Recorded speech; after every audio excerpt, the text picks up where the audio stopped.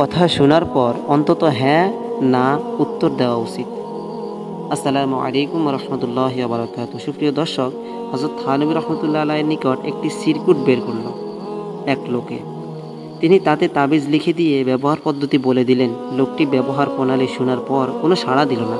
হযরতওয়ালা তাকে সম্বোধন করে বললেন, আমি যে আপনাকে ব্যবহার পদ্ধতি বললাম, আপনি কি তা শুনতে পেয়েছেন?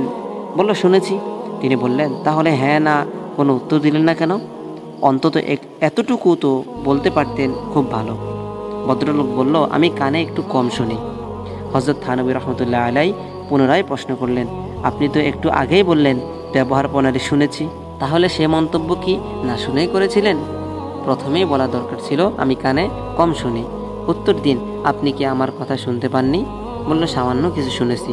হযরত থানবী রহমতুল্লাহ আলাই বললেন, যতটুকু শুনেছেন ততটুকুর তো উত্তর দিতে পারতেন। সাড়া পেলে অন্যরা তো অন্তত আশ্বস্ত হতে পারত যে আমার কথা শুনতে পেয়েছে। অবশেষে লোকটি বলল, আমার ভুল হয়েছে। থানবী রহমতুল্লাহ আলাই বললেন, এরূপ ভুল কখনো করবেন না, কখনো কখনো এতে দাস্তান হয়ে যায়। হযরত থানবী রহমতুল্লাহ আলাই এই প্রসঙ্গে বলেন, এসব নিরীহ মানুষের দোষ কি? মূল অপরাধ হলো সে সকল মুরব্বীরে যারা এদেরকে কোনো সংশোধন করেননি।